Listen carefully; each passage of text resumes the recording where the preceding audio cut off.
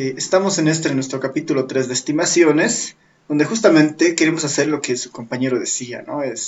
Tenemos una población de estudio. Normalmente la población completa no se la puede estudiar, ¿no? Por razones tal vez de acceso, factibilidad, ¿no? Y en cambio, ¿no? Podemos estudiar una muestra, ¿no? Porque una muestra parecería más sencillo de estudiarla, tiene un alcance mucho más tal vez fácil, ¿no? Y eso facilita de alguna manera el análisis, ¿no? La idea de este capítulo es comprender que esa muestra, ¿no? Viene acompañada de una teoría estadística que respalda justamente poderla usar para describir a la población de la cual proviene, ¿no? Ese es un poco el objetivo, ¿no? Mientras la ciencia de estudio, por ejemplo, sea más exacta eventualmente, ¿no? Las muestras igual funcionan de mejor manera, ¿no? ¿No? Los ejemplos más claros de eso es a veces la ciencia médica, no sé, para hacer algún diagnóstico inicial respecto a alguna patología. ¿No? Una muestra muy sencilla es una gota de sangre que se puede estudiar, por ejemplo, ¿no?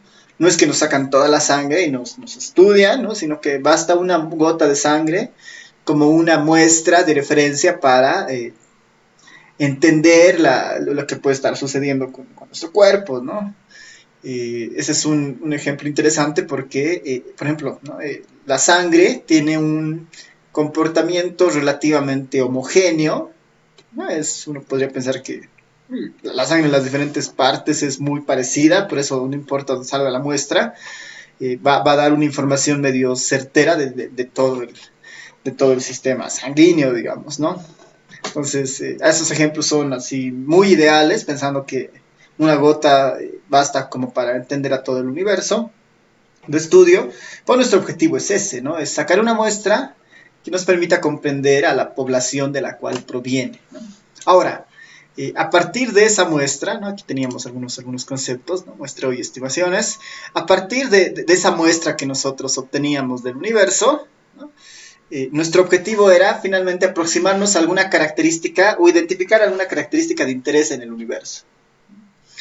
A eso le habíamos llamado un parámetro, ¿no? Ese era un parámetro, y nosotros queríamos acercarnos a ese parámetro mediante un estimador, ¿no? Y un estimador no era nada más que una función que se construía a partir de la muestra y que se trataba de acercar justamente a este parámetro, ¿no? Esa era la idea convencional que teníamos de un estimador y un parámetro, ¿no?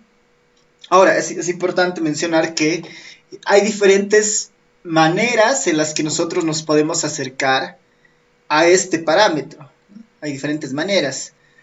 Hay al menos tres, ¿no? Tres de las que vamos a ir viendo en este capítulo. Una que ya hemos visto, que es un estimador puntual. Un estimador puntual básicamente es una aproximación basada en un solo punto, ¿no? Que trata de acercarse al parámetro. Por ejemplo, ¿no? Por ejemplo, ¿no? Yo puedo tener la población de estudiantes inscritos en la materia, ¿no? Creo que tenemos casi 50 y algo estudiantes inscritos en la materia, esa puede ser mi población de estudio. Y yo quisiera saber, por ejemplo, el promedio de edad de los estudiantes, ¿no? Como una medida de interés. El promedio de edad bueno, el promedio de edad de los estudiantes. Eh, entonces, mi medida de interés, mi parámetro es ese promedio, y yo quisiera acercarme a ese promedio utilizando la información de la muestra. Para eso puedo sacar una muestra, ¿no? Digamos, selecciono 5 estudiantes al azar, y con esos 5 estudiantes mi objetivo es acercarme a ese promedio de edad de la población. Si yo, mediante la muestra, doy un solo candidato, ¿no? Por decir, bueno, el promedio de edad es de 18 años, 18.5 años, digamos, ¿no? Ese 18.5 es un solo punto, ¿no? Es como una sola estimación. Ese es un ejemplo de un estimador puntual del parámetro de interés, ¿no? Que esto es lo que habíamos visto, por lo menos hasta el momento, ¿no? Esa es una característica inicial, ¿no? Esa es una primera forma de aproximarnos al valor del parámetro. Una segunda forma, justamente la que ustedes han investigado, es, bueno, yo no voy a dar un valor en específico del parámetro, sino yo voy a hacer una conjetura, yo voy a armar una hipótesis respecto a este valor, ¿no? Respecto a este valor, ¿no? Y voy a utilizar la muestra como una especie de prueba, ¿no? Para verificar si mi conjetura o mi hipótesis es la correcta. Normalmente una prueba de hipótesis tiene esa idea, ¿no? Yo voy a probar la hipótesis de que, bueno, yo voy a plantear que el promedio de edad del curso debe ser de 19 años. Esa es mi hipótesis. El promedio de edad de los del curso es de 19 años. Mi hipótesis. Y la idea del mecanismo de las pruebas de hipótesis es que voy a utilizar la información de la muestra para probar esa hipótesis. Yo puedo establecer, tal vez, decir, no, el promedio de edad es mayor a 20 años, o el promedio de edad es menor a 20 años, o es de 20 años, por decir, ¿no? Por tener tres distintas maneras de plantear una hipótesis, pensando en el promedio, digamos, pensando en esta medida que estamos identificando ahora, ¿no? Esta es la principal característica de las pruebas de hipótesis, ¿no? Que el investigador, digamos, ¿no? Nosotros, realizamos una conjetura sobre el valor que puede tomar una característica en la población y nosotros verificamos esa conjetura, verificamos esa hipótesis utilizando la información de la muestra, ¿no? Esa es un poco la idea de una prueba de hipótesis, ¿no? Puede ser bastante útil en ciertos campos de estudio, ¿no? A veces lo que una hipótesis, en lo que puede aprovecharse más de una hipótesis es justamente descartar algunas situaciones que pueden identificar, digamos, problemas en una determinada población, ¿no? Y una prueba de hipótesis normalmente está acompañada de posibles errores, ¿no? Porque noten que normalmente yo no conozco el promedio de edad de los del curso, de todos, ¿no? Es un dato desconocido porque no tengo acceso a toda la población, solamente tengo acceso a mi muestra de 5 estudiantes. Entonces, incluso yo, como estoy utilizando información parcial proveniente de la muestra, es posible que cometa errores al momento de probar mi hipótesis, ¿no? Y esos son parte de los errores detrás de una hipótesis, ¿no? Esta es una segunda forma de aproximarnos al valor del tita, ¿no? Mediante conjeturas, que son pruebas de hipótesis que se prueban con la información de la muestra, ¿no? Y hay una tercera forma de acercarnos a un estimador, ¿no? Perdón, acercarnos a un parámetro de la población. Hay una tercera forma. La tercera manera de acercarnos a una... la tercera forma de acercarnos a una población, a un parámetro, es utilizando lo que se denominan los intervalos de confianza, ¿no? Yo ya no voy a dar un punto, ¿no? Ya no voy a decir, no voy a dar un punto de estimación, tampoco voy a hacer una conjetura, sino que voy a dar un rango de posibilidades, ¿no? Voy a decir, el verdadero promedio de edad de los del curso se encuentra entre 17 y 21 años, ¿no? Entre esos dos valores está el valor real del parámetro poblacional, ¿no? Del parámetro real de toda la población. Doy un rango de posibilidades entre 17 y 21. Ese intervalo, o ese rango se denomina normalmente un intervalo de confianza, que normalmente viene acompañado de algunos conceptos igual asociados a las distribuciones muestrales que hemos visto, ¿no? Ahora, de esos tres elementos, tanto las estimaciones puntuales como las pruebas de hipótesis, ¿no? Como los intervalos de confianza, de esos tres elementos, su respaldo teórico, ¿no? Son las distribuciones muestrales, ¿no? Y este concepto de distribuciones muestrales que hemos ido mencionando en las anteriores clases es la idea de que si bien es cierto, yo solamente observo una muestra, ¿no? En una aplicación como tal, yo solamente observo una muestra, existe un universo de muestras posibles que en realidad se pueden obtener de una extracción de una muestra dada en una población. Existe una cantidad inmensa de muestras posibles, ¿no? Y analizar ese comportamiento de las muestras posibles es el soporte teórico de estos tres tipos de estimaciones que nosotros vamos a ir viendo, ¿no? en este capítulo, que ya hemos ido viendo en algunos casos, ¿no? Hay algunas medidas más útiles, convencionales que otras, ¿no? Ahí lo habíamos visto en las anteriores clases. Por ejemplo, una es el promedio, ¿no? Normalmente siempre tratamos de aproximar un promedio porque es un resumen bastante interesante, ¿no? Si queremos aproximarnos a un promedio, el estimador puntual, ¿no? es la media muestral, habíamos dicho, ¿no? La media muestral.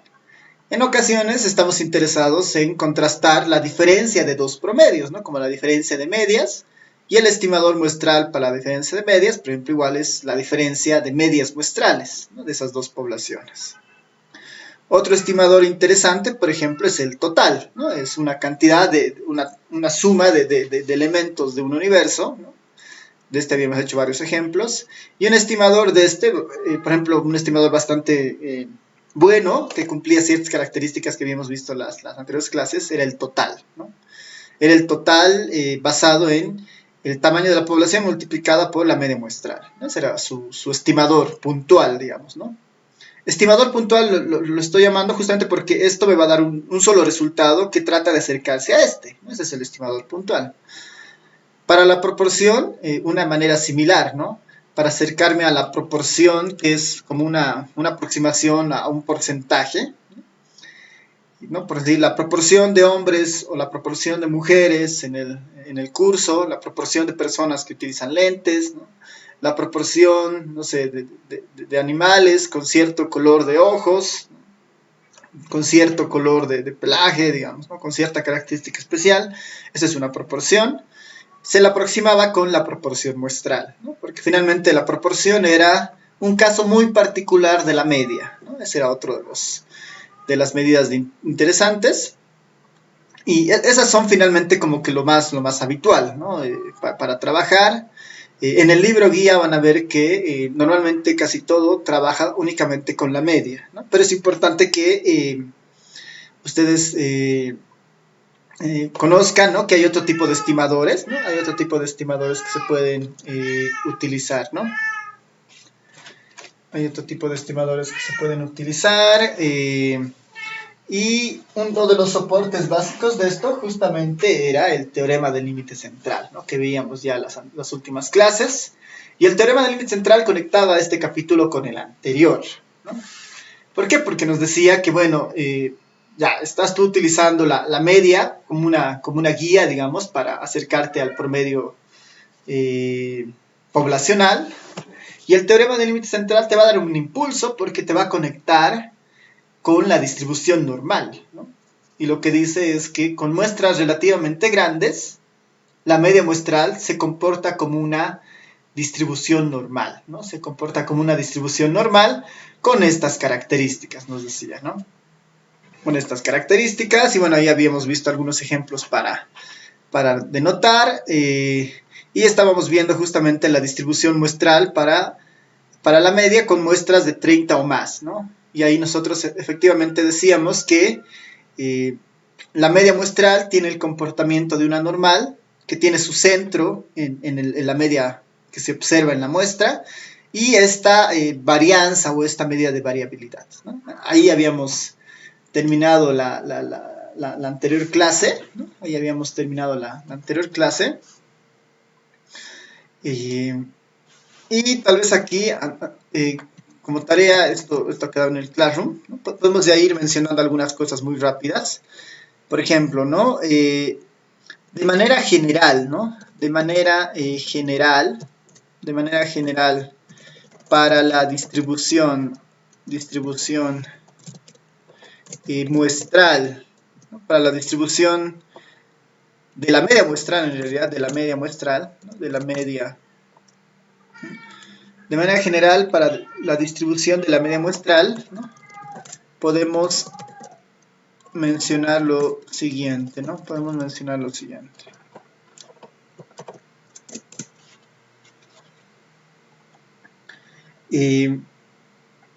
La media muestral como una medida estadística, ¿no? Como una medida estadística, ¿no? Que es justamente el estimador que nos interesa.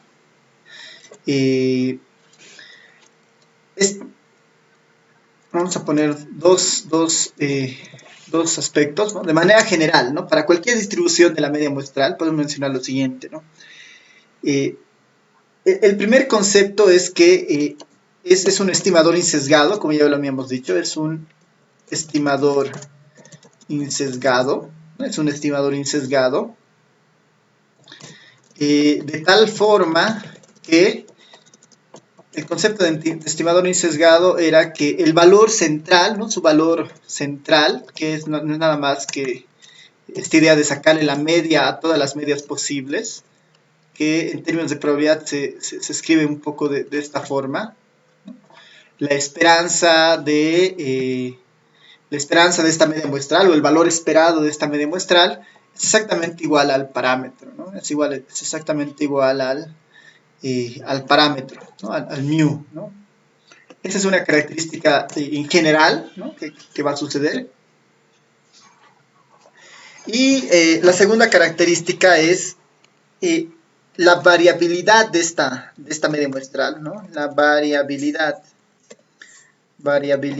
de la media muestral, ¿no? De la media muestral es justamente, ¿no? Lo voy a poner como de esta forma, ¿no? La varianza de esta media muestral, ¿no? La varianza de esta media muestral, ¿no? Como la varianza de esta media muestral, que a veces se la nota también de esta forma,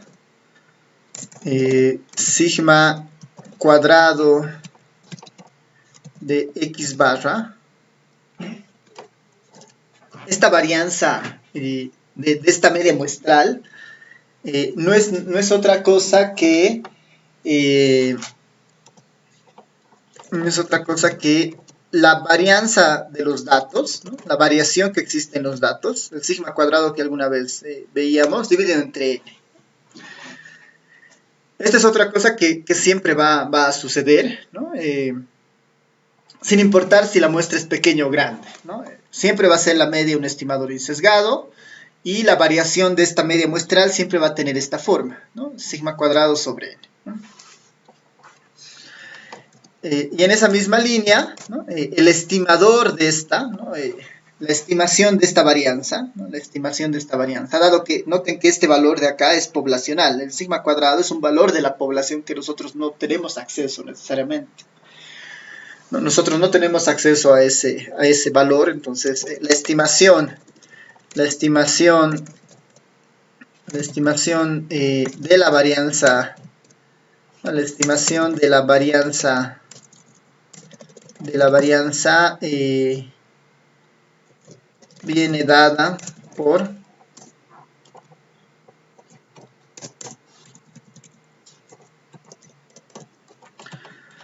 como yo no puedo tener acceso a esta varianza, que esta en realidad me está midiendo la variabilidad de las distintas medias muestrales, ¿no? Dadas las múltiples muestras que pueden existir. Esta es una medida de esa variabilidad. Dice, bueno, se construye de esta forma, ¿no? Este número yo no lo voy a conocer porque está en términos de valores de la población, que es este sigma cuadrado. El n lo voy a tener porque sé qué tamaño es mi muestra, entonces a este me tengo que aproximar de alguna manera y lo que dice es justamente que una manera de hacer esto es aproximarme con la media muestral, ¿no? Entonces esto normalmente se lo puede escribir de esta forma, ¿no? Para acercarme a la estimación muestral, ¿no? Para acercarme a la estimación muestral, perdón.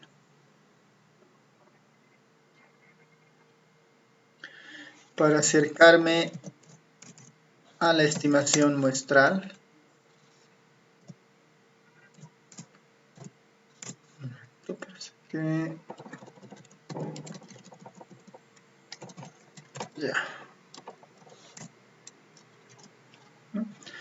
para acercarme a la variación, ¿no? de esta medida, sería algo así. Este S cuadrado X barra va a ser como eh, nuestra estimación de este sigma cuadrado X barra va a ser este S cuadrado X barra.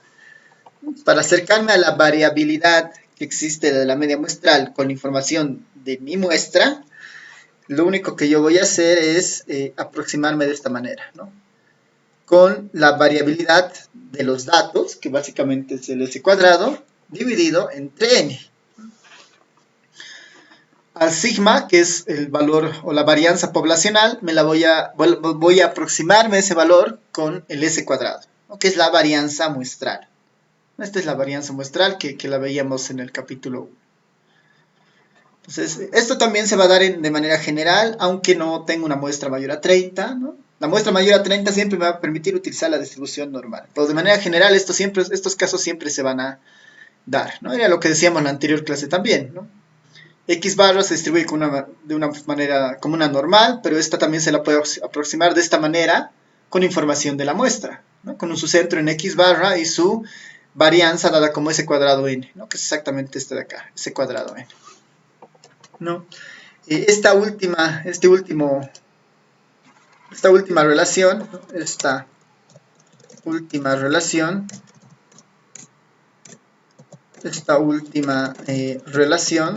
bueno, este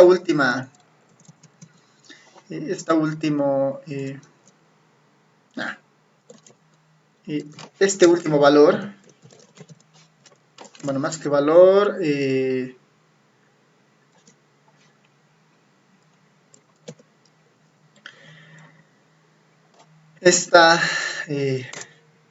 este último resultado, este de acá, el S cuadrado n, este último resultado, también se denomina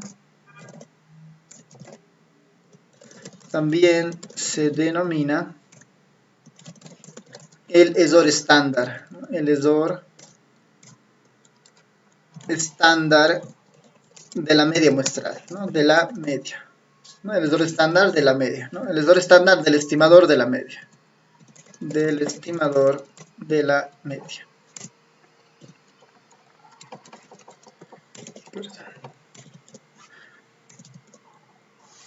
Este último resultado también se denomina el ESOR estándar del estimador de la media. Es básicamente su medida del ESOR, ¿no? Su medida del ESOR, este componente de acá. Y con esto tenemos básicamente introducido casi todo lo correspondiente a el estimador puntual de la media, digamos, ¿no? La media, bajo ciertas circunstancias, se comporta como una normal con estas características. La media es un estimador insesgado, cuya varianza de la media muestral de este estimador viene dada de esta forma, que normalmente se la puede estimar también con esta S cuadrado sobre N, ¿no?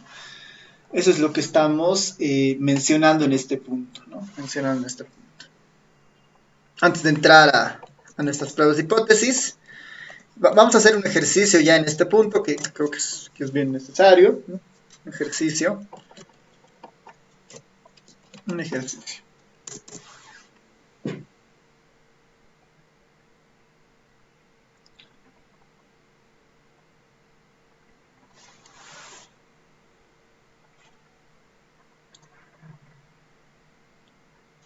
Ya.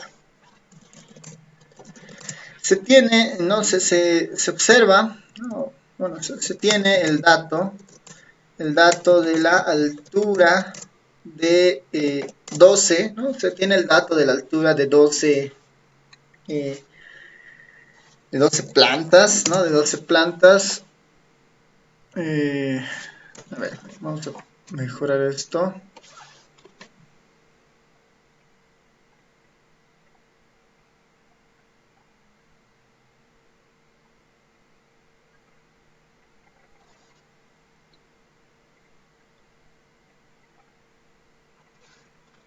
Ya, para que sea un poco más pequeño y lo podemos hacer, se tiene el dato del peso medido de nueve animales, ¿no? Se tiene el dato del peso medido de 9 animales, y estos son los valores. Es 4, 4.0, 4.3, 4.5,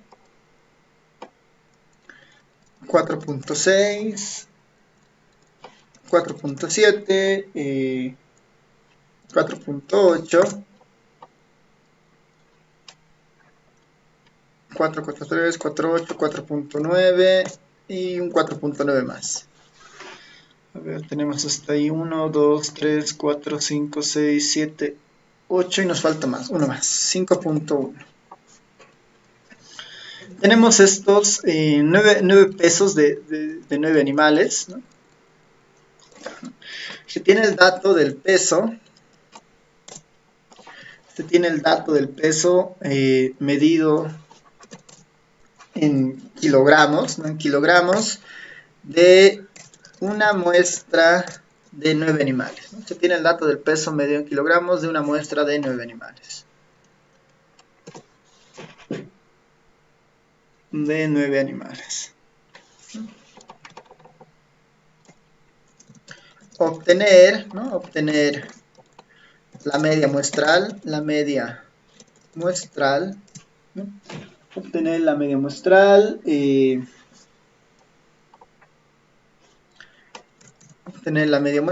y el ESOR estándar.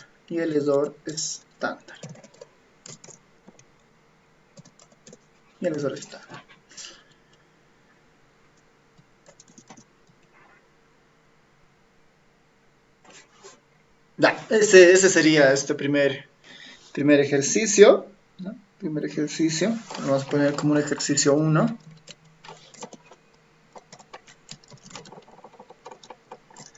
Y después vamos a hacer un segundo ejercicio con la distribución normal, ¿no? Con la distribución normal.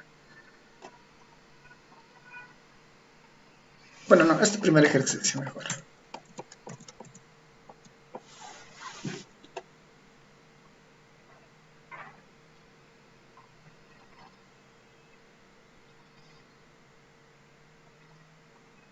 Ya. Entonces, a ver, lo que quisiera básicamente es que ustedes calculen la media muestral de estos 9 numeritos y también el ESOR estándar de esta muestra, ¿no? El ESOR estándar de la muestra. ¿Qué hay que hacer? Para la media muestral simplemente hay que sacar el promedio, y para el ESOR estándar hay que calcularlo de esta forma, ¿no? Porque el ESOR estándar es la varianza muestral de los números sobre n, ¿no? La varianza muestral, habría que sacarle la varianza de los datos, la varianza muestral de los datos, y dividirlo eso entre n, ¿no? Bueno, tal vez acá voy a arreglar unas cositas. Este último resultado también se denomina el ESOR estándar del estimador de la media, cuando en realidad el ESOR estándar es este, ¿no? Es la raíz cuadrada de este resultado, ¿no?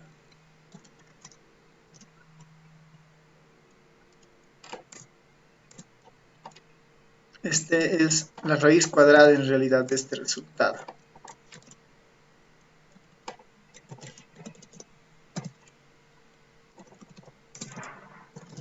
Para ser más preciso, esta es la raíz cuadrada, ¿no?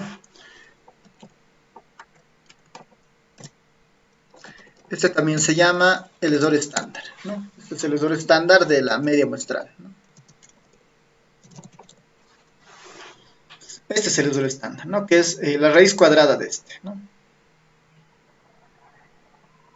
Ya, ahora sí, ¿no? Con esto en mente, quisiera que obtenga la media muestral y el ESOR estándar. Son las 10:51, unos 4 minutos para esto, hasta las 10:55, ¿no? 10:56, digamos, ¿no? Unos 5 minutos. Cuando lo tengan, lo pueden poner en el chat, ¿no? Adelante.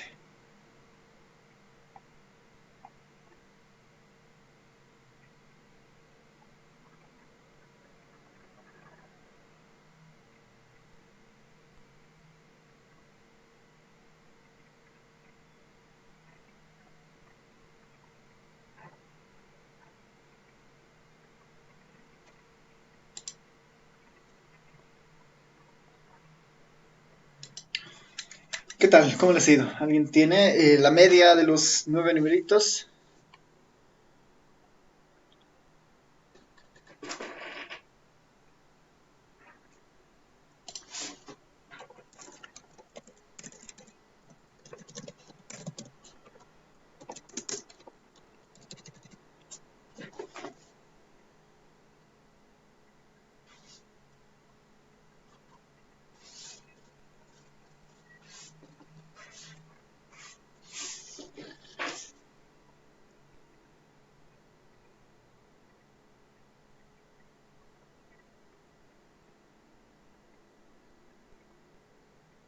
Ya, a ver, voy a ir resolviendo y en eso me dicen qué tal, ¿no? Eh, la media, sí, para recordar un poco, ¿no? La media muestral en este caso es bastante sencilla, debería ser simplemente la suma de los datos dividida entre la cantidad de información, ¿no? Es eh, la suma de todos los datos sobre la muestra, ¿no? Esa era nuestra muestra de cada uno de estos datos, ¿no?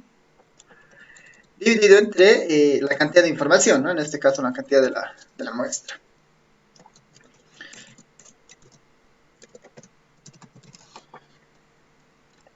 La cantidad de elementos en la muestra es 9 y la suma de estos elementos podemos hacer en la computadora y si no, a ver, yo lo voy a hacer aquí en mi programita.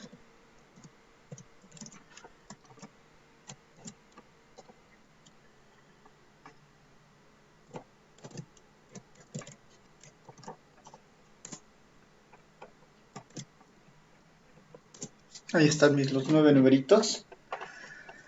Y la suma de esos 9 números es básicamente, acá voy a hacer el zoom de X, es 41.8, ¿no? Si vamos sumando cada uno de esos, debería darles 41.8. Entonces este valor de acá es 41.8. Y lo que debería hacer es dividir, ¿no? 41.8 entre 9, ¿no? 41.8 dividido entre 9 y eso es 4.64. 4.64. Esa es la media muestral, ¿no? Este sería el primer resultado. La media del peso de estos 9 animales habría sido de 4.64. Si estoy en este programa, por ejemplo, bastaría con que haga min de x y ahí están el mismo valor, ¿no? 4.64. Ya. Para el esdor estándar, ¿no? Para el esdor estándar, que tiene esta forma, ¿no? Que tiene esta forma, yo necesito el s cuadrado primero calcular, ¿no? Necesito el s cuadrado. Para el esdor estándar,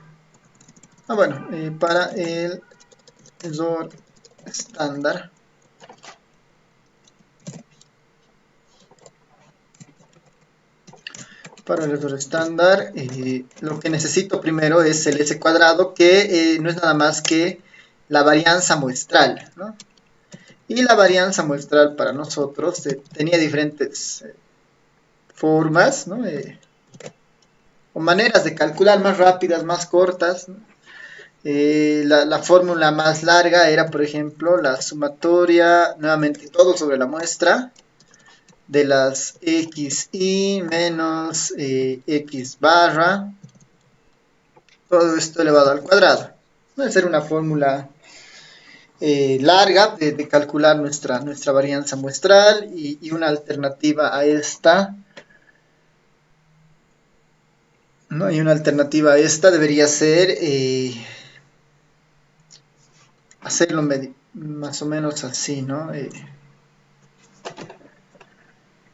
Bueno, esta es la fórmula, nos vamos a quedar con esta. La otra,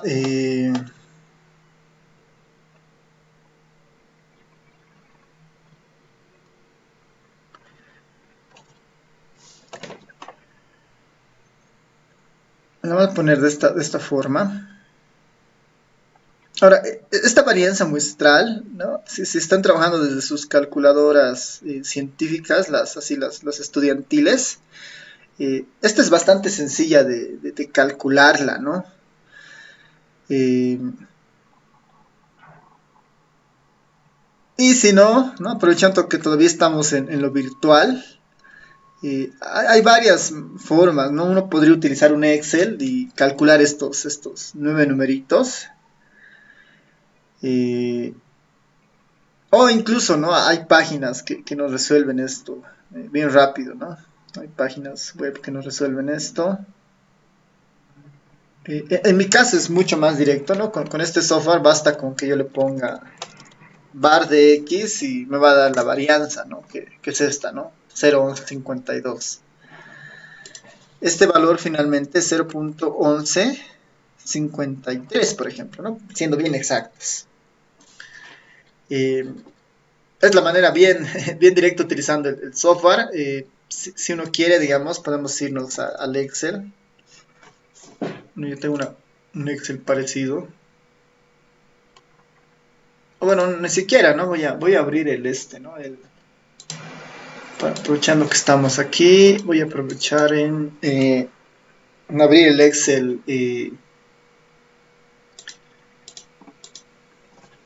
que está en online, digamos, ¿no?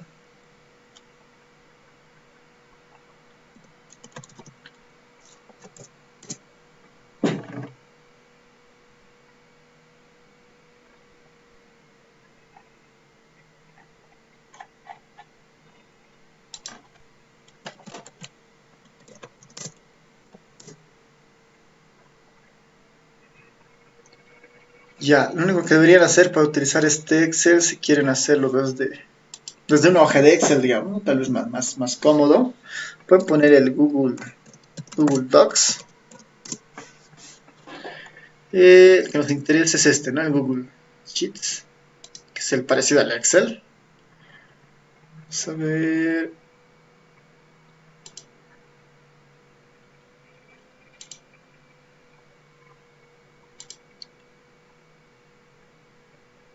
Es ¿no? El que nos interesa. Este documento de Google, las hojas de cálculo. E igual funcionaría. Lo bueno de esto es que con nuestra cuenta institucional en realidad podemos compartir. Les voy a compartir ahorita esta hojita. Voy a poner una hoja en blanco.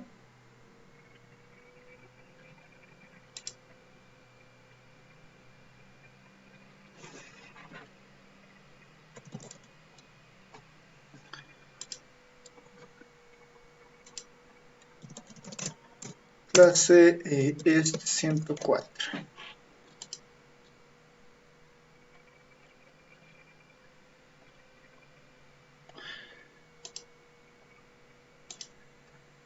Ya, les voy a pasar por aquí para que lo puedan ver simultáneamente si quieren.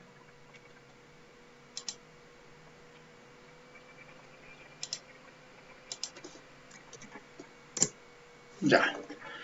No, ahí depende mucho de las donde estemos trabajando. En este caso, si lo hacemos desde el Excel, lo que tenemos que hacer es cargar nuestros datos como están, ¿no? 4053, ¿no? De esa forma. Entonces, a ver, aquí voy a poner para que lo tengan.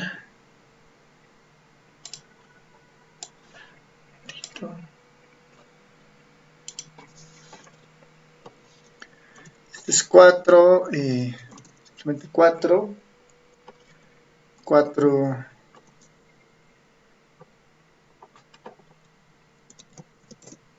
bueno, en este caso es coma decimal más que punto por la configuración, 4,5, 4,6, 4,7, 4,8, 4,9, otra vez 4,9 y 5,1. Estos son mis 9 datitos, deberían ser, ¿no?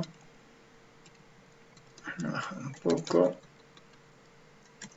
Voy a subir hasta acá. Ahí está, ¿no? Mis nueve datos. Y lo bueno del Excel es que ahí podríamos ya utilizar sus funciones, ¿no? Más eh, promedio, aquí está por ejemplo el promedio y podría darle los 9 numeritos y ya tengo el promedio exacto, ¿no? 4.64. Este sería como la media, ¿no? El S cuadrado, por ejemplo, ¿quién sería, no? El S cuadrado, el S cuadrado sería simplemente, acá busco varianza. Aquí tengo varianza de una muestra, varianza de una muestra, varianza de una población, ¿no? Aquí noten que hay varianza de toda una población y varianza, ¿no? Hay varios, deberíamos acercarnos al que diga varianza de una muestra, ¿no? Que es el que nos interesa. A ver, varianza de una muestra es este. Le selecciono los datos y ahí está el valor, ¿no? 0.11.52.7, ¿no? Que es exactamente el mismo que teníamos en el programita, ¿no? Exactamente el mismo que teníamos en el programita, ¿no? 0.11.52.7. Esta parte que es bien mecánica, porque es hacer un cálculo y seguir una fórmula, ¿no? Lo que yo les recomiendo es buscar la manera más sencilla de pasar esta parte, ¿no? Porque finalmente es aritmética, digamos, ¿no? Es sumar, restar cosas y deberíamos evitar tener errores en esta parte, ¿no? Y mientras más información precisa tengamos, mucho mejor, ¿no? El tamaño de la muestra era de 9, por lo tanto aquí ya podría tener mi varianza muestral, ¿no? Mi varianza muestral. La varianza muestral, en este caso, no es nada más que S cuadrado sobre, esta es la varianza muestral, ¿no? De la media, S cuadrado sobre N, ¿no? S cuadrado sobre N. Aquí lo voy a ir resolviendo, ¿no? Finalmente,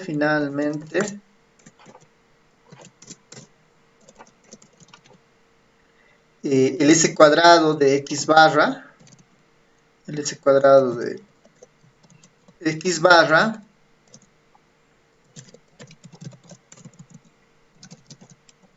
había sido este 0.1153, este 0.1153, que es este valor de acá, dividido entre n, ¿no? Dividido entre 9. Y ese valor había sido aproximadamente 0.1153 dividido entre 9, de 0.0128. 0.0128. Bueno, más que finalmente voy a poner la varianza del estimador.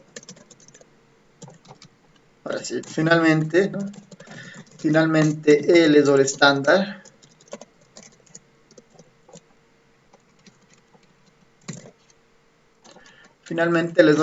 quedaría de la siguiente forma. No es nada más que la raíz cuadrada del anterior, ¿no?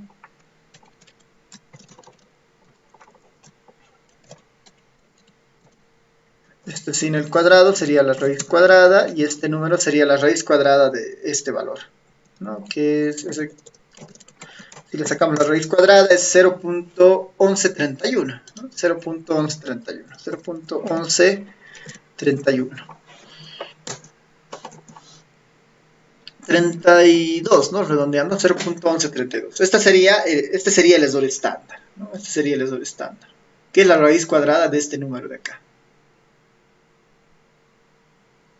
Pues tal vez para que lo tengan en los apuntes, es la raíz cuadrada del 0.0128.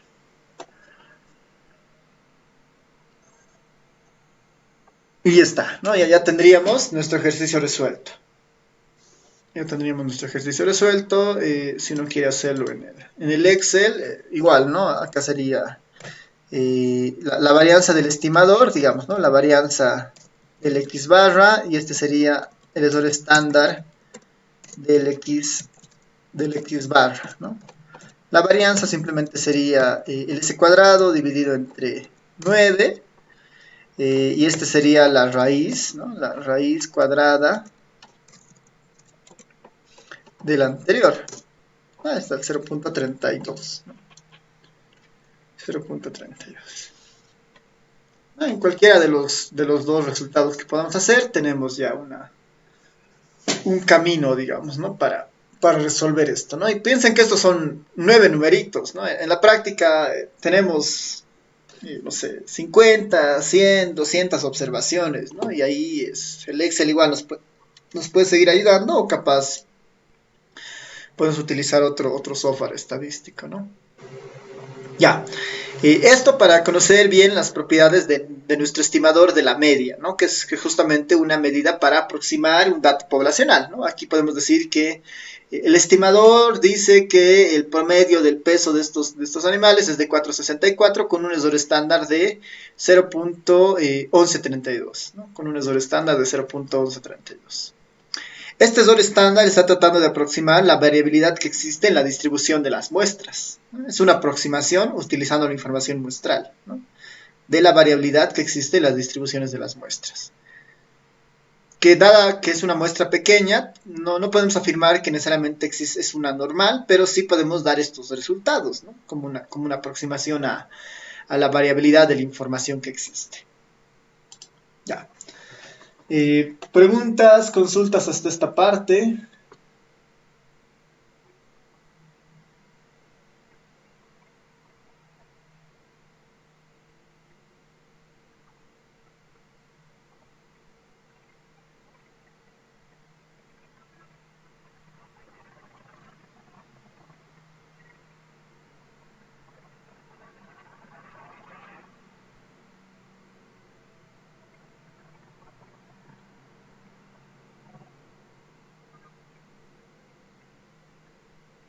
Nada, nadie.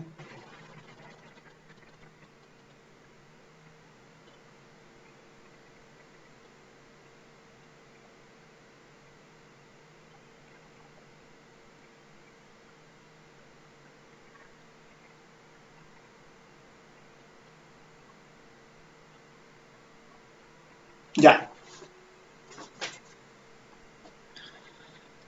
A ver, tal vez antes de ver las pruebas de hipótesis, ¿no? Para seguir un poco en esta línea de estimaciones, ¿no?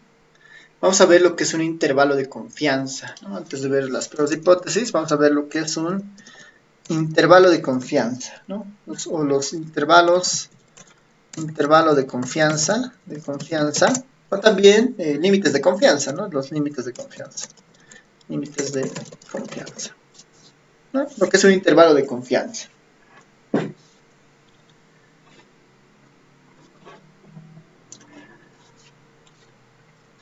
Esto como una segunda manera de estimar una cantidad, ¿no? Lo que es un intervalo de confianza, lo que son los límites de confianza.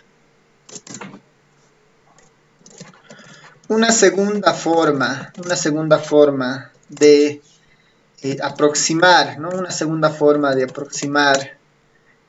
aproximarse al valor real de un parámetro poblacional, es mediante, es mediante, es mediante un intervalo de confianza, de confianza. Una segunda forma de aproximarse al valor real de un parámetro poblacional es mediante un intervalo de confianza, que brinda, ¿no? Un intervalo de confianza que brinda límites, ¿no? Límites en los que se encuentra el verdadero valor del parámetro a un nivel determinado de confiabilidad, a un nivel determinado de confiabilidad. Y este nivel de confiabilidad normalmente se lo construye utilizando la información de la muestra, ¿no? Pero bueno, más así. A un nivel determinado de confiabilidad, ¿no? En términos de probabilidades, ¿no? En términos de probabilidades, el objetivo es determinar Cuando hablamos de intervalos de confianza, ¿no? Está bien vinculado al concepto de probabilidades.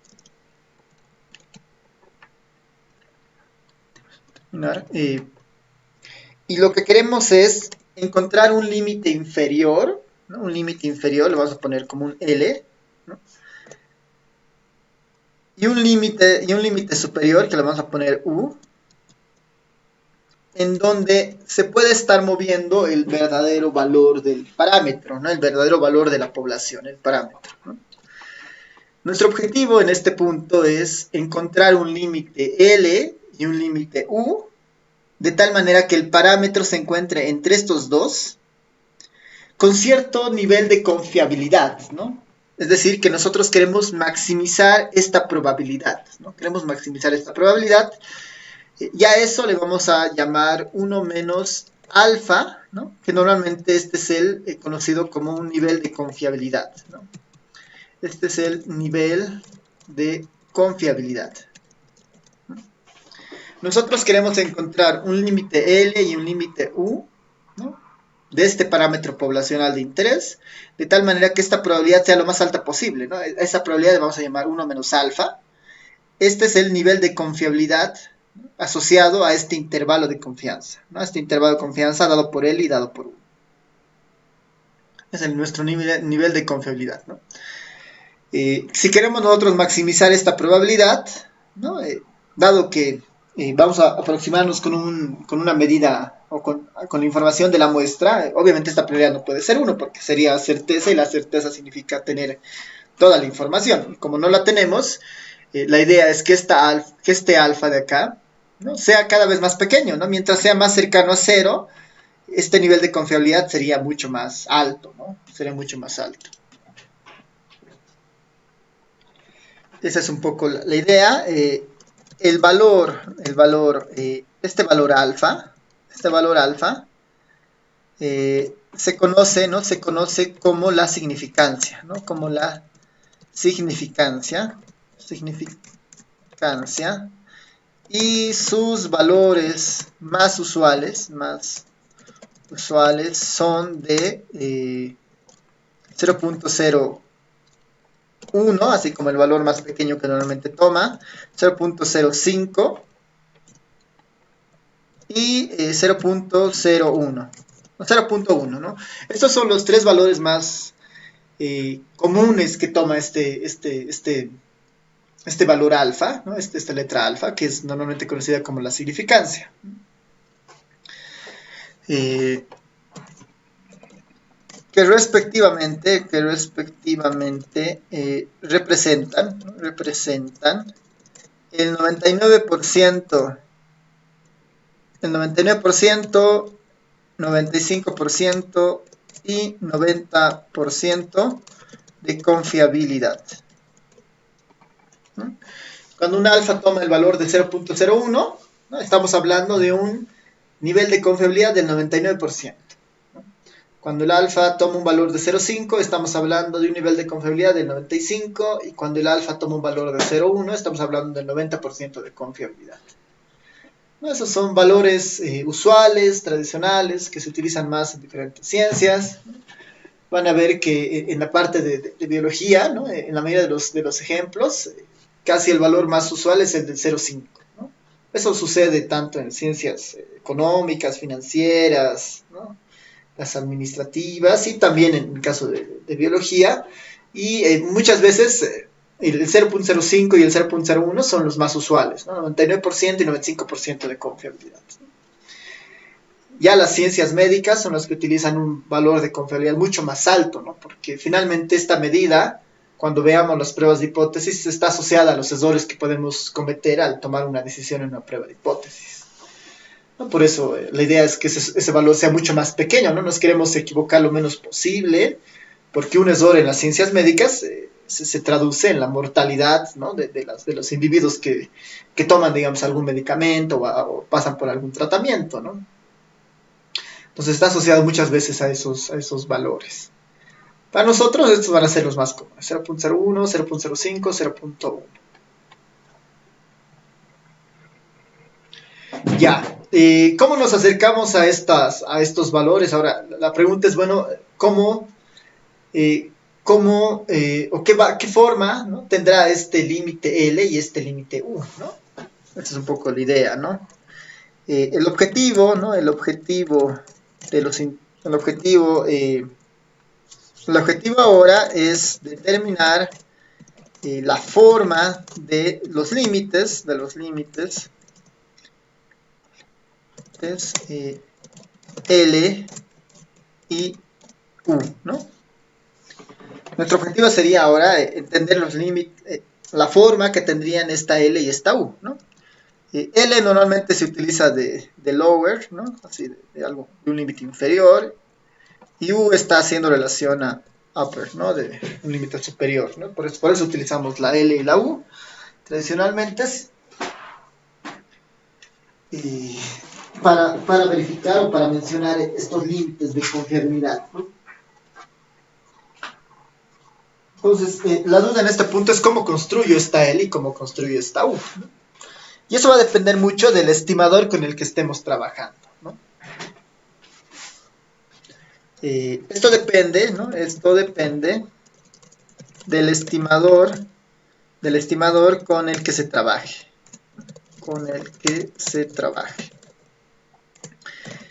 Para la media, ¿no?, para el estimador de la media, para el estimador de la media, ¿no?, para el estimador de la media, por ejemplo, ¿no?, es el que vamos a trabajar ahora. Para el estimador de la media, nosotros queremos determinar un límite L y un límite U, por ejemplo, ¿no? Ese es nuestro objetivo. Determinar un límite L, un límite U para la media poblacional, ¿no? De tal manera que esto garantice un nivel de 1 menos alfa, ¿no? 1 menos alfa. Eso es lo que queremos hacer finalmente. Eso es lo que nosotros queremos. Bueno, ni siquiera, ¿no? No necesariamente puedo ponerlo así, ¿no? Bueno, este es mi objetivo finalmente, ¿no? De encontrar un límite para L y encontrar la forma de L y U para mi media poblacional, para este mi mu, ¿no? Entonces, yo podría partir, por ejemplo, en este caso, de una relación que nosotros hemos visto, ¿no? De una relación que nosotros hemos visto. Y es en realidad lo siguiente, ¿no? Antes de llegar a esta parte, ¿no?, para el estimador de la media, si usamos, ¿no? Si usamos el teorema del límite central,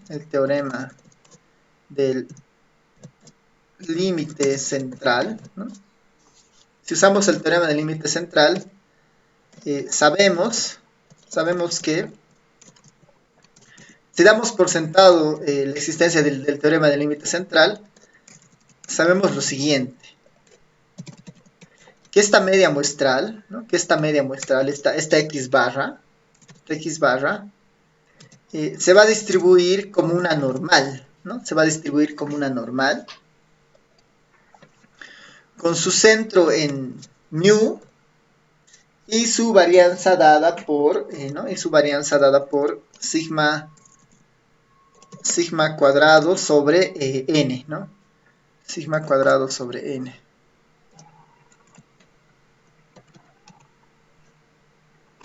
Esto me lo voy a copiar aquí arribita donde lo teníamos. Esto, ¿no? Esto es lo que estamos diciendo. Si el teorema del límite central se cumple, esto es cierto. Esto de aquí es cierto. Vamos a utilizar justamente ese resultado para empezar a construir el intervalo de confianza. Si usamos el teorema del límite central, sabemos que el x barra se distribuye de esta forma, ¿no?, como una normal con su centro en mu x y sigma cuadrado de x y n, ¿no?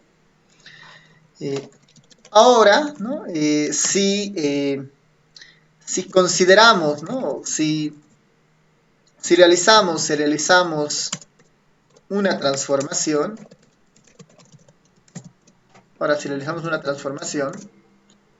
¿qué tal si planteamos esta transformación ahora? ¿Qué tal si definimos a la variable z como la estandarización de esta media muestral, ¿no? Como la estandarización de esta media muestral.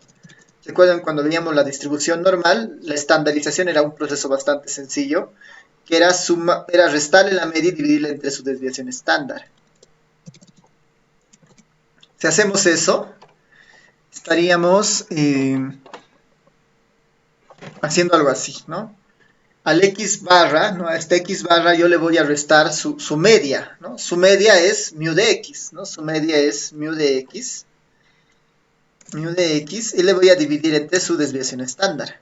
Su desviación estándar es todo esto de acá, ¿no? Bueno, la raíz cuadrada de todo esto, que en realidad sería este componente de acá.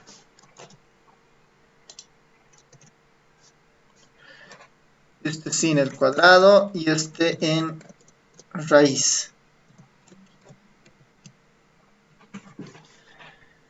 No estoy haciendo nada más que la estandarización de esta media muestral, ¿no? Le estoy restando su media, que era igual a mu de x, ¿no? Porque es insesgada, y le estoy dividiendo entre su desviación estándar, que es la raíz cuadrada de su varianza, ¿no? La raíz cuadrada de eso. Lo que pasa en este punto, algo interesante, es que esta z, que es esta transformación, ¿no? Esta z, que es esta transformación, se va a distribuir como una normal estándar, ¿no? Como una normal estándar, que es la que veíamos y la que utilizábamos para los valores de la tabla, por ejemplo, ¿no? Esta se va a distribuir como una normal estándar, ¿no? Se va a distribuir como una normal estándar. Esta z se va a comportar de esta forma. ¿Por qué hacemos esta relación? Porque podemos utilizar lo que acabamos de construir justamente para utilizarlo en nuestras probabilidades, ¿no? Utilizarlo en nuestras probabilidades. De tal manera, por ejemplo, que si nosotros consideramos, por ejemplo, ¿no? ¿no? Para un alfa, ¿no? Para un alfa igual a 0.5, para un alfa igual de 0.5, para un alfa igual de 0.5, ¿qué podríamos utilizar acá? ¿No? Podríamos calcular la probabilidad de que esta z, ¿no? La probabilidad de que esta z se encuentra entre dos valores de tal manera que esto es equivalente a 0.95, ¿no? O lo que es, lo que es lo mismo, más o menos el 95% de confiabilidad, digamos, ¿no? Lo que es lo mismo.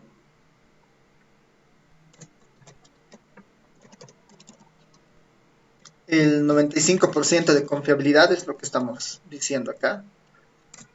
Es equivalente al 95% de confiabilidad. Dado que esta es una normal estándar, dado que la z es una normal estándar, lo que yo necesito poner acá en los límites serían de una normal estándar, ¿no? De una normal estándar, qué valores, ¿no? Tanto a la izquierda y a la derecha, conservan el 95% de confiabilidad, ¿no? ¿Qué valores consiguen el 95% de confiabilidad? Esa es un poco nuestra idea en este punto, ¿no? ¿Qué valores conservarán el 95% de confiabilidad?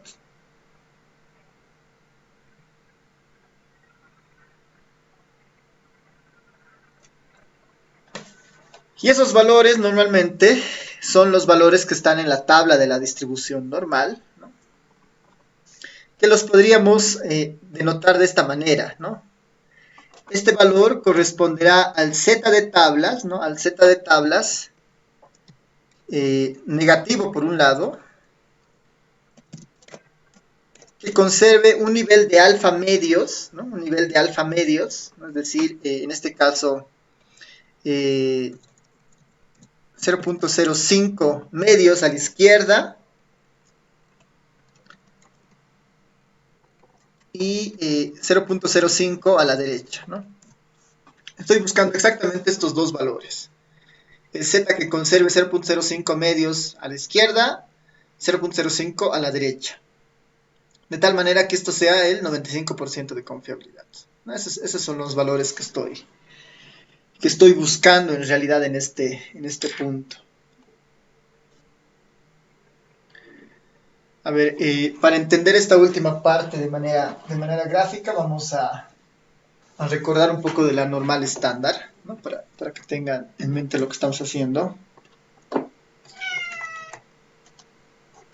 Un momentito, voy a abrir una pizarra para que podamos tomar en cuenta esta última parte.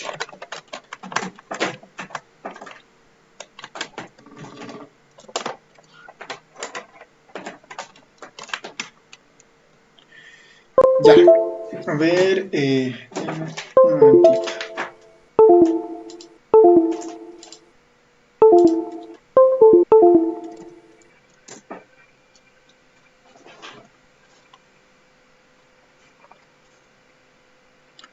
Vamos a crear una nueva pizarrita.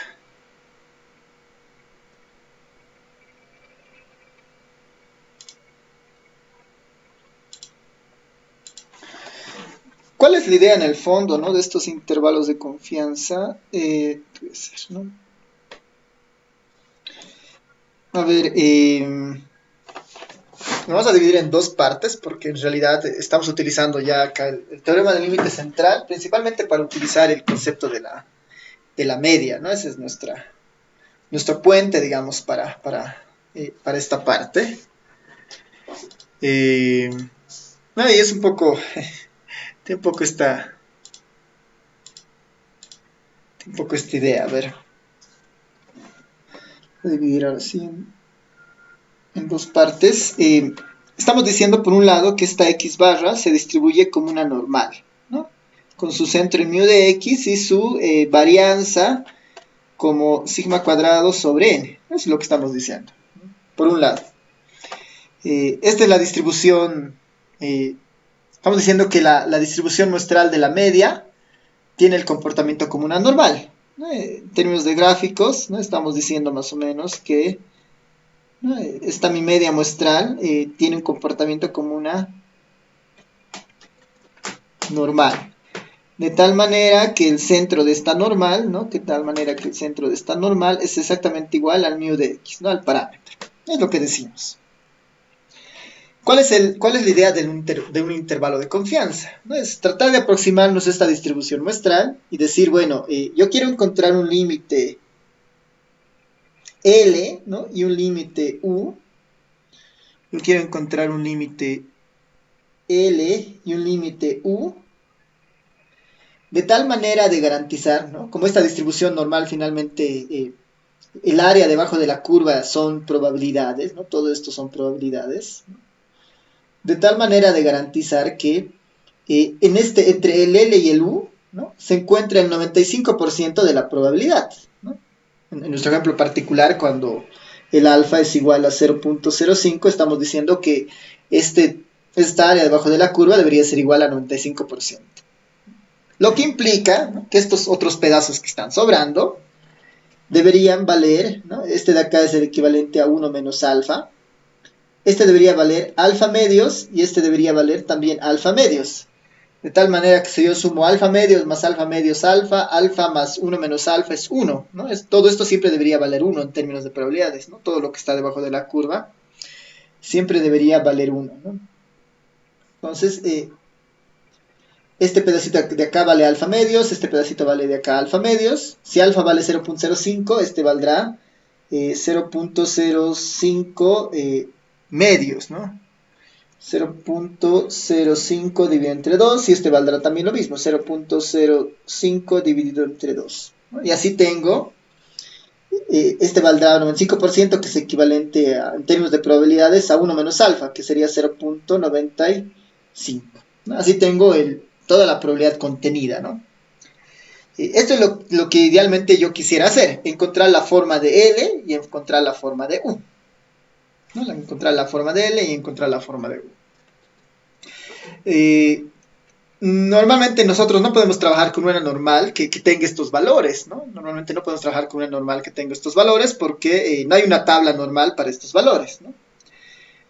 La tabla normal que yo les había pasado normalmente es para una normal estándar, ¿no? Si recuerdan, ¿no? Esta tabla es para una normal estándar. Entonces, ¿qué es lo que plantea la teoría en este caso? Es, bueno, haremos una estandarización, ¿no?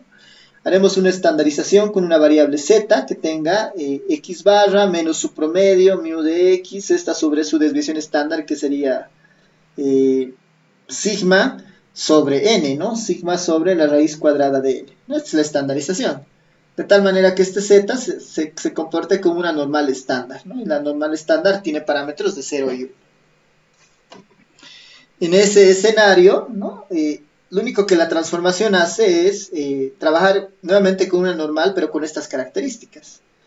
Esta normal ahora, que es una normal estándar, tiene la particularidad que su centro está en 0, ¿no? Su centro está en 0. Su centro está en 0.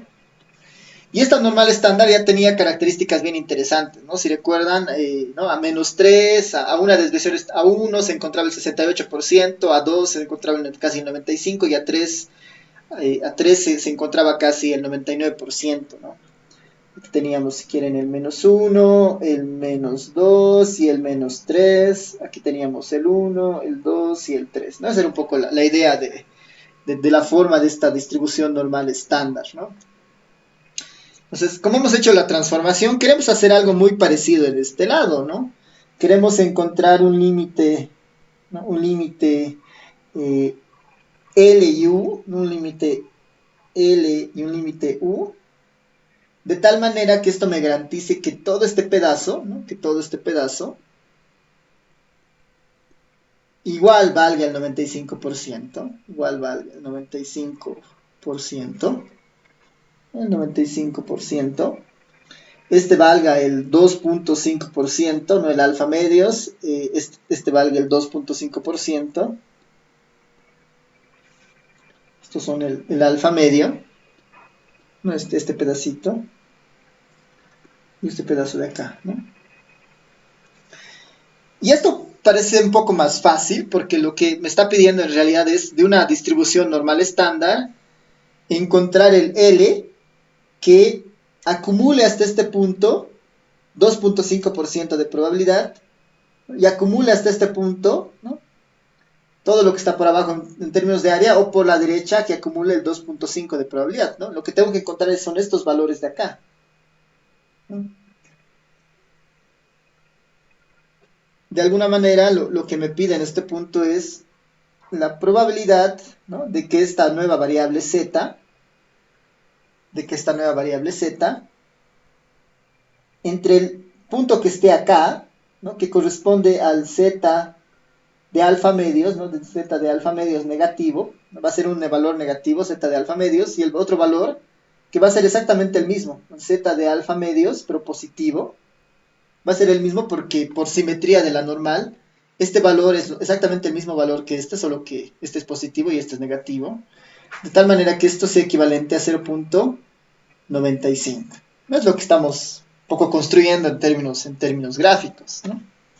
Ahora, ¿cómo encuentro este valor? ¿No? ¿Y cómo encuentro este valor? Encuentro a uno primero, ya voy a tener el otro, digamos, ¿no? Porque este es el negativo, este es el positivo, ¿no?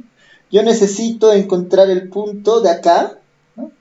que acumula hasta este punto el 2.5% de probabilidad, que es equivalente al 0.025, ¿no? 0.025, ya que este otro pedazo también va a valer 0.025 y todo esto de acá va a valer 0.95. Yo necesito encontrar qué valor en esta recta acumulará 0.025 en probabilidad, porque esto equivale al 0.025. ¿Qué es lo que tengo que hacer? Buscar mi tablita de la normal, ¿no? Buscar mi tablita de la normal y verificar en esa tabla cuál es el comportamiento, ¿no? Entonces, a ver, hasta acá no sé si existe pregunta, si se entiende lo que vamos a hacer, porque lo único ¿Cuál es la idea, digamos, ¿no? Una vez que yo tenga identificado este valor, ¿no? De acá o de acá, que eso eventualmente igual lo podemos hacer después, yo voy a poder hacer una especie de ingeniería inversa para volver aquí, ¿no? Para volver a mi L y mi U, pero ya con mi media muestral, ¿no? ¿Cuál va a ser la ingeniería inversa, digamos, antes de que encontremos este Z? Yo voy a decir, bueno, yo ya sé, dada el comportamiento de la normal estándar, yo ya sé estas características. Este Z, ¿qué forma tiene? Tiene esto, ¿no? Voy a seguir anotando Z de alfa medios menor a este Z. Este Z lo voy a escribir de esta forma. X barra menos mu de X dividido entre sigma de la raíz cuadrada de N, ¿no? De la raíz cuadrada de N menor al Z de alfa medios. Simplemente estoy reescribiendo esto, pero en vez del Z estoy anotando la transformación que había hecho. De acá, ¿no? de este elemento, yo quiero tener un intervalo de confianza para el mu de X, ¿no? Utilizando la información de la muestra. Entonces yo debería despejar el mu de X de esta fórmula, ¿no? Yo debería despejar el mu de X de esta fórmula. Entonces, para despejar esto, ¿qué debería hacer? Bueno, empiezo a multiplicar, ¿no? Este denominador lo multiplico a ambos lados. Voy a tratar de hacerlo paso por paso. Bueno, tal vez para darnos una mejor idea, lo voy a pasar a una siguiente hojita. Esto está, lo voy a llevar aquí.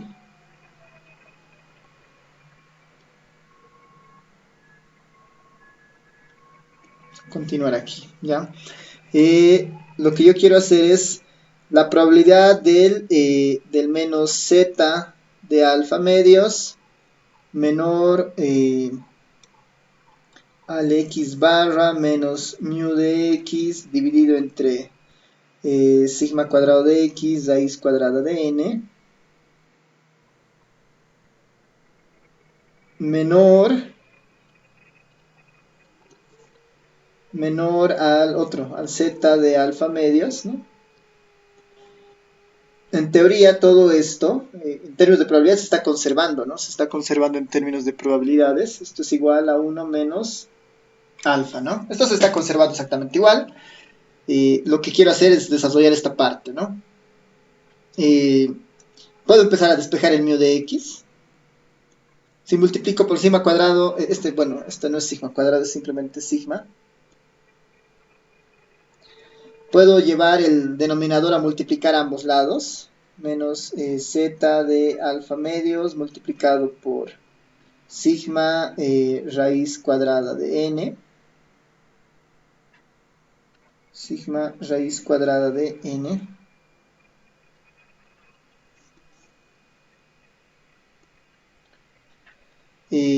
Menor a x barra menos mu de x, ¿no?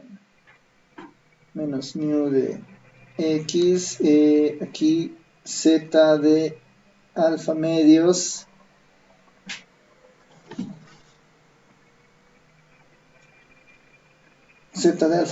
multiplicado por sigma raíz cuadrada de n. Esto sigue siendo 1 menos alfa.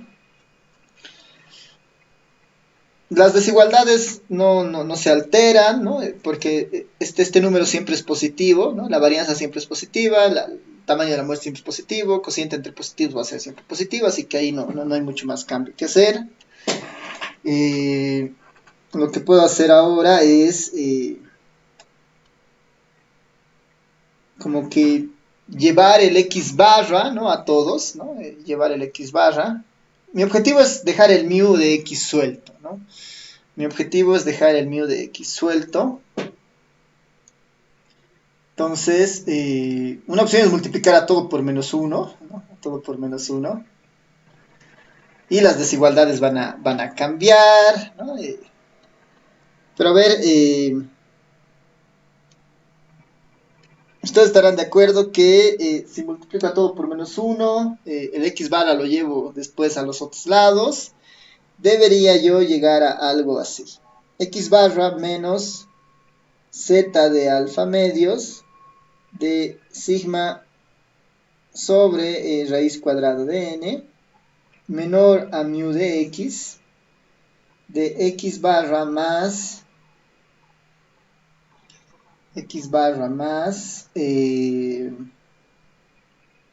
z de alfa medios por sigma sobre raíz cuadrada de n, y todo esto es igual a 1 menos alfa. Haciendo todos los procesos de desigualdad y reacomodando nuestra orientación de las desigualdades, tendría este límite de confiabilidad, ¿no? Este sigue siendo cierto, no sigue siendo un nivel de confiabilidad de 1 menos alfa, ¿no? Y aquí he establecido lo que quería, dejar solito al mu de x, ¿no? Dejar solito al mu de x, ¿no? Aquí está mi parámetro si quieren, y este de aquí es mi L, y este es mi U, ¿no? Ya tengo mi intervalo de confianza para la media armada. Ahora, noten que el único problema en esta ecuación es este sigma, ¿no? Que este está en términos de la población. Entonces, para valores, ¿no? Para valores de la muestra, ¿no? Para valores con la muestra, ¿no? Con la muestra. Para valores con la muestra. El único cambio que existiría en este caso, en esta probabilidad, es este x barra lo voy a poder construir con la información que yo tenga, menos este z de alfa medios, todavía no sabemos de dónde viene, pero parece que lo voy a poder construir con la tabla de la normal estándar, y este sigma lo voy a aproximar yo con la varianza muestral, ¿no? La varianza muestral sobre n, menor a mu de x, menor a x barra más menor a mu de x más z de alfa medios s sobre raíz cuadrada de n, ¿no? Raíz cuadrada de n, y esto sigue siendo igual a 1 menos alfa. Y ya, en este caso, ahora sí, esto es un valor que voy a poder construir exclusivamente con la información de la muestra. Este sería mi límite inferior, este sería mi parámetro y este sería mi límite superior, ¿no? Mi límite superior. Este sería mi límite superior. Mi límite superior. Ya. Entonces ya tengo casi todo para mi elemento, mis elementos muestrales, o mi intervalo de confianza. Noten que en todos los casos, ¿no? En todos los casos aquí voy a hacer ya una especie de... Vamos a establecer nuestro límite, ¿no? Mi límite inferior había sido igual a x barra menos z de alfa medios de s sobre la raíz cuadrada de n. Ese es mi límite inferior. Mi límite superior había sido x barra más z de alfa medios de s sobre la raíz cuadrada de n. Ya tengo esa relación. A veces esto se lo escribe también de esta forma, ¿no? El intervalo de confianza, ¿no? El intervalo de confianza, ¿no? El intervalo de confianza a 1 menos alfa, ¿no? Por ciento de confiabilidad, ¿no? De la media muestral. El intervalo de confianza a 1 menos alfa por ciento de confiabilidad, ¿no? De la media muestral. De nuestra media muestral.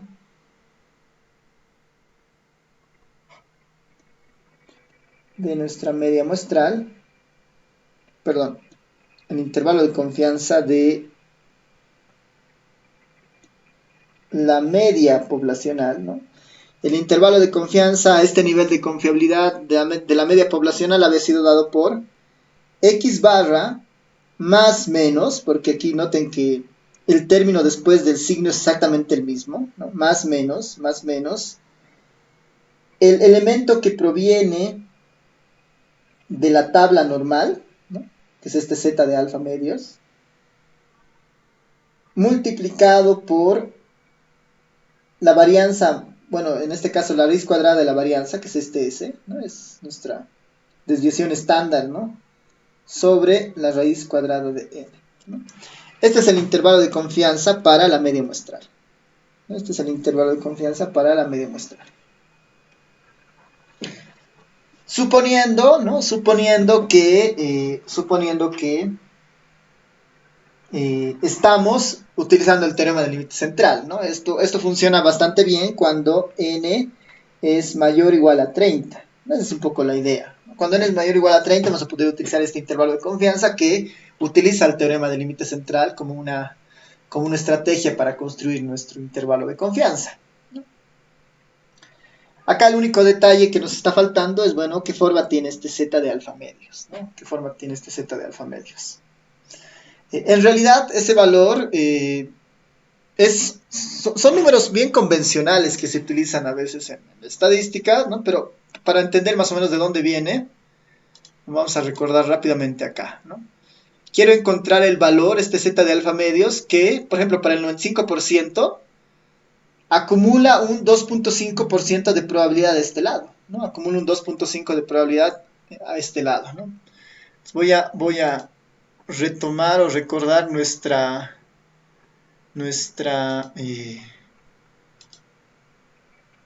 tablita de la normal, ¿no? que lo teníamos en el Classroom. Esta tablita de la normal, aquí está la tabla de la normal, el Z-Table. ¿Cómo utilizábamos esta tabla? ¿No? Decíamos, dado algún punto, ¿no? Por ejemplo, al menos, ¿no? Por ejemplo, a ver, sin ir muy lejos en nuestro grafiquito, ¿no? Si tomaba, por ejemplo, el punto 0, ¿cuánta probabilidad se acumula hacia atrás del punto 0? ¿No? ¿Qué hacía yo en mi tabla? Me iba a buscar el 0, aquí está el 0.00, ¿no?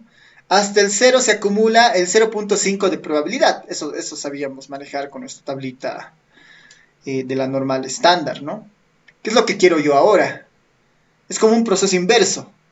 ¿Hasta qué punto se acumulará el 2.5 de probabilidad? O lo que equivale a 0.025. ¿Qué es lo que tengo que hacer? Buscar acá la acumulación en probabilidad. Y después ver hasta qué punto se acumula esa cantidad de probabilidad.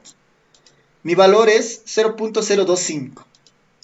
Buscaré el valor más cercano al 0.025. Aquí está el 0.0096, aquí está 0.016, 0.02. Aquí está el de interés, el más cercano al 0.025. 207, aquí hay un 25, por ejemplo 256. Aquí está exactamente el 0.025.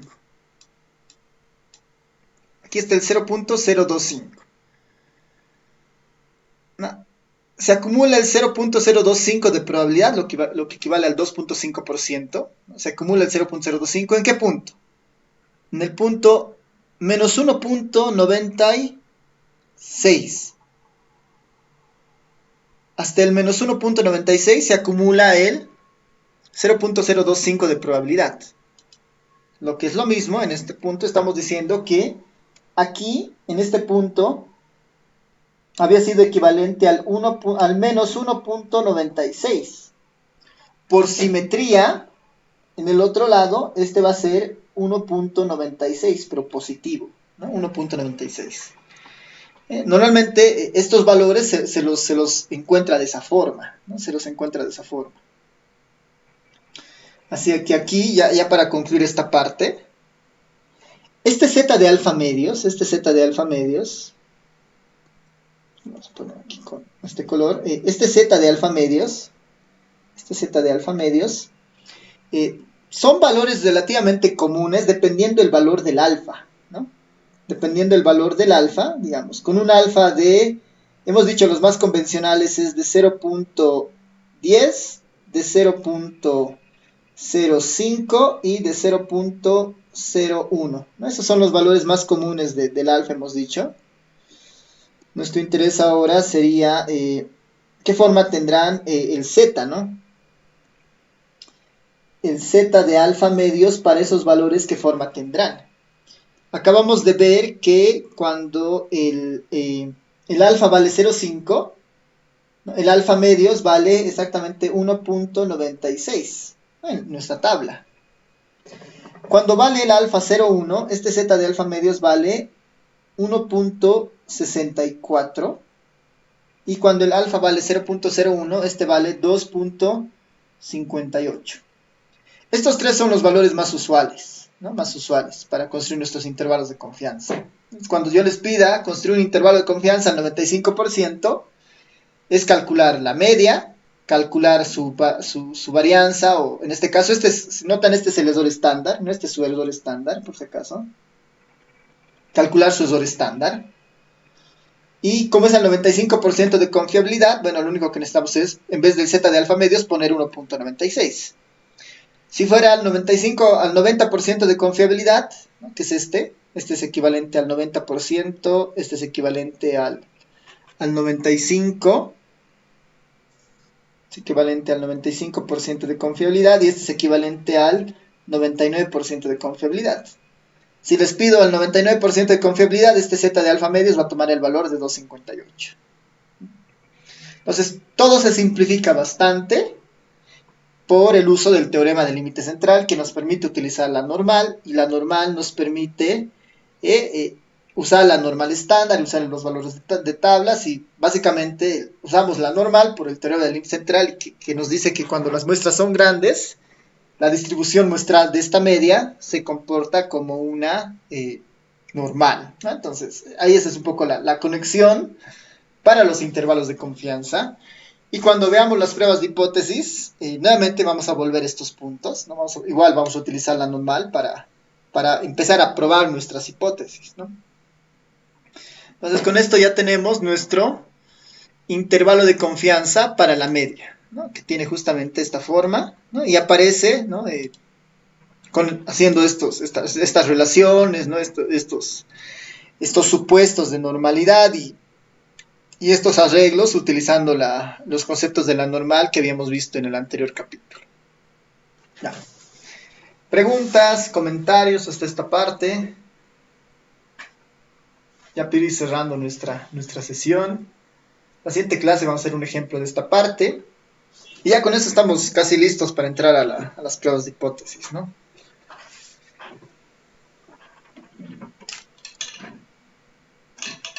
Por si acaso esta parte en el libro guía, igual para que tengan referencia, está en el capítulo 6 casi al final, ¿no? Los límites de confianza. Ya cuando entremos a pruebas de hipótesis es un pedacito de ese capítulo 6 y casi todo el capítulo 7. No hay mucho detalle tal vez de esta parte, ¿no? No hay mucho detalle de esta parte de cómo llegamos a este punto, ¿no? El libro se salta mucho de esto así rápidamente, ¿no? Pero al ser un curso de estadística introductorio es necesario, ¿no? Entender de dónde está proveniendo todo esto, ¿no? Ya, creo que no hay comentarios, así que vamos a terminar la clase acá, ¿no? Nos vemos entonces el día viernes para ya continuar con nuestra siguiente sesión. Nos vemos. Chao a todos, a todas. Chao, chao. Nos vemos.